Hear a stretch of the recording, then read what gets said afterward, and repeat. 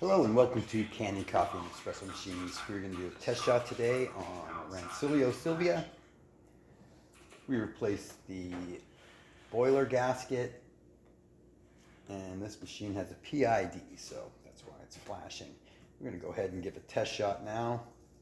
There we go. I didn't change any of the settings on the PID.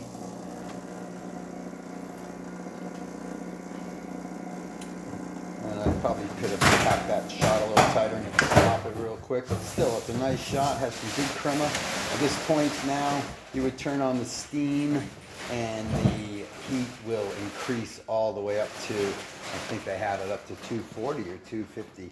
Let's just do a quick little pause here. All right, we're going to go ahead and check the steam. At this point, you give it a quick little purge. Make sure all the water's out of the steam wand. And as you can see, a nice, strong steam from the Rancilio. Anyway, there you have it. Thank you very much for repairing with Kanen Coffee and Espresso Machines. Please like this video, and for more videos like this, please like and subscribe to our page. Thank you.